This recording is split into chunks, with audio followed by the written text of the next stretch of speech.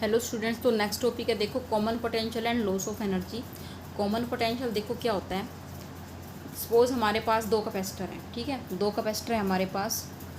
This is capacitor 1, इसकी capacity C1 है और दूसरे की कैपेसिटी C2 है, ठीक है। इनको हमने डिफरेंट पोटेंशियल से चार्ज किया है। इसको हमने दिया V1 पोटेंशियल और सेकंड को हमने दिया V2 पोटेंशियल, ठीक है। अगर मान लो V1 पोटेंशियल हायर है और V2 पोटेंशियल लोअर है, ठीक है, ये मान लो, तो दोनों को कनेक्ट अगर हम करते एक वायर के थ्रू, दोनों कैपेसिटर को एक वायर के थ्रू हमने कनेक्ट कर दिया, तो क्या होगा, चार्ज फ्लो करना स्टार्ट हो जाएगा, ठीक है। चार्ज का फ्लो स्टार्ट हो जाएगा हायर पोटेंशियल से लोअर पोटेंशियल की तरफ। क्लियर। चार्ज हमेशा कहाँ से कहाँ फ्लो करता है, higher potential to lower potential. कब तक चार्ज फ्लो होता रहेगा, जब तक दोनों का पोटेंशियल सेम ना हो जाए, ठीक है। तो जो सेम पोटेंशियल जो हो जाएगा आफ्टर शेयरिंग द चार्जेस, उसको हम बोलते हैं कॉमन पोटेंशियल। समझ में आई बात? ओके। तो देखो, consider two capacitors charge to different potentials V1 and V2। V1 क्या है, potential of capacitor capacitor 1 and V2 potential of capacitor 2। Clear. Sharing of charges occur when both capacitors connected to a wire. दोनों को एक wire से connect कर दिया। Let V is common potential on sharing charges.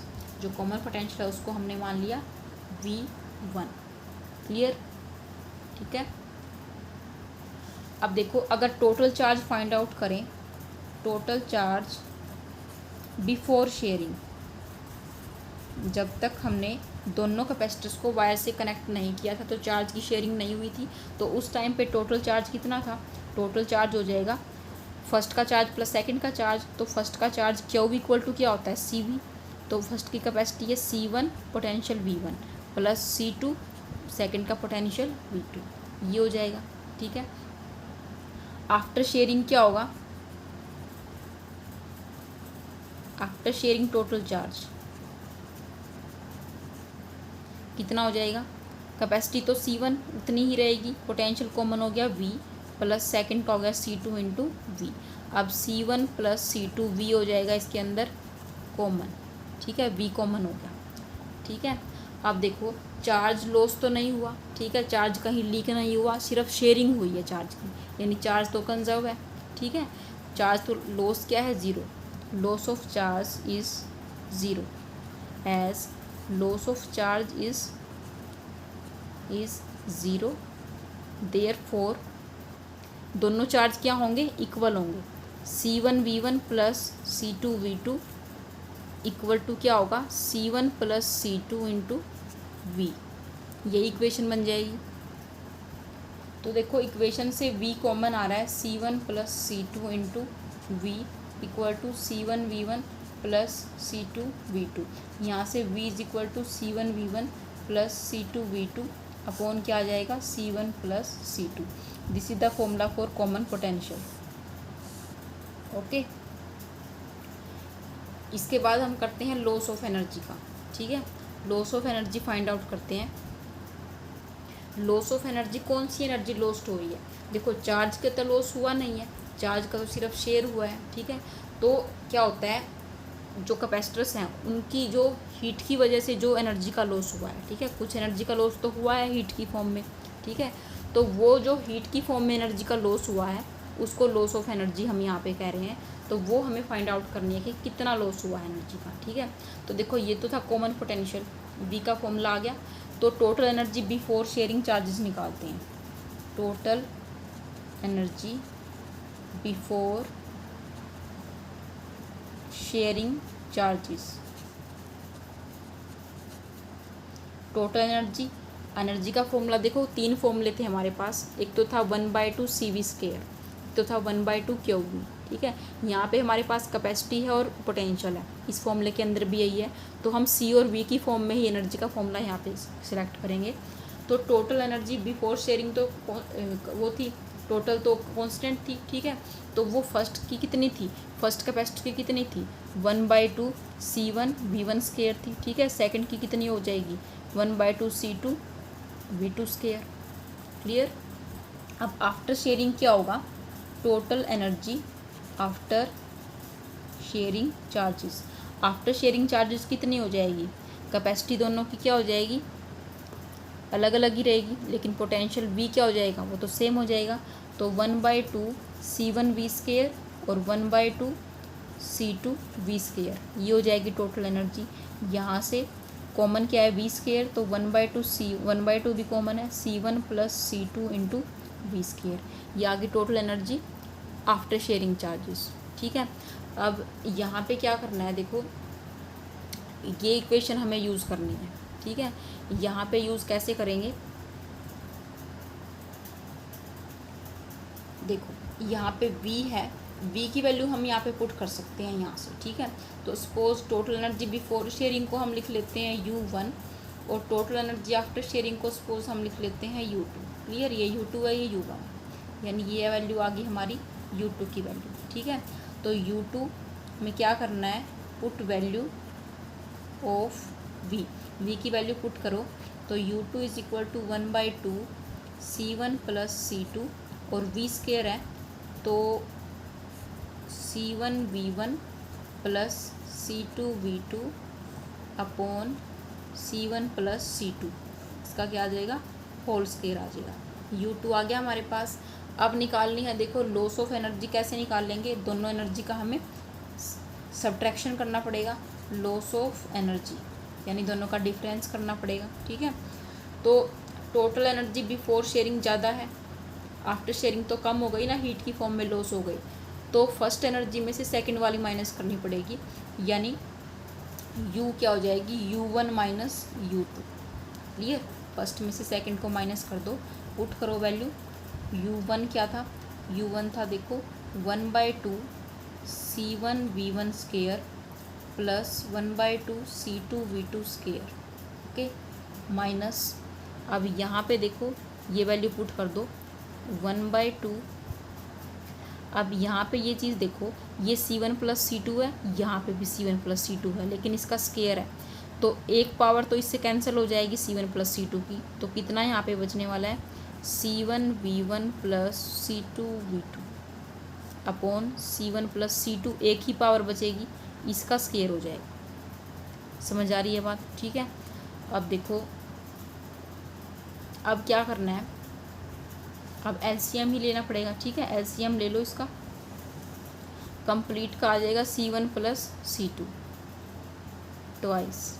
ठीक है, 2 भी सभी में कॉमन है, तो 2 C1 + C2 इसका एलसीएम आ जाएगा। ठीक है, ये मान लो इसके डिवाइड में 1 है, इसके डिवाइड में भी 1 है और इसके डिवाइड में है C1 + C2। 2 C1 + C2 इसका एलसीएम आ गया, तो देखो यहाँ पे क्या आ जाएगा, ये इस तरह से कर लो इसको, ये 2 थोड़ा नीचे लिखो। ठीक है, कन्फ्यूज़न से बचने के लिए। अब ठीक है, अब देखो यहाँ पे क्या आ जाएगा, 2 तो है इसके पास पहले से ही, तो multiply C1V1² with C1 + C2। ठीक है, प्लस C2V2² इंटू में C1 + C2, फिर माइनस 2 C1 C2 इसके पास है। क्लियर, तो यहाँ पे आ जाएगा C1V1 + C2V2 का होल स्क्वायर। बात आ गई समझ में। ठीक है, अब इसको सोल्व करो, मल्टीप्लाई करो, C1 को पहले इसके साथ करो, C1 को इसके साथ अगर करते हैं तो ये आएगा C1² और V1²। ठीक है, फिर प्लस C2 को इसके साथ करो, C1 C2 V1² plus C1 को इसके साथ करो तो C1 C2 V2²। थोड़ा ध्यान से करना, ये C2 V2 1 के चक्कर में यहाँ पे गलत भी हो सकता है। अब C2 को इससे करो C2² V2²। ठीक है, माइनस, अब ये क्या है, A + B का होल स्क्वायर है, तो इसको सोल्व कर दो, या नेक्स्ट स्टेप में कर लेंगे। ठीक है, यहाँ पे स्पेस नहीं है, C1V1 + C2V2 का होल स्क्वायर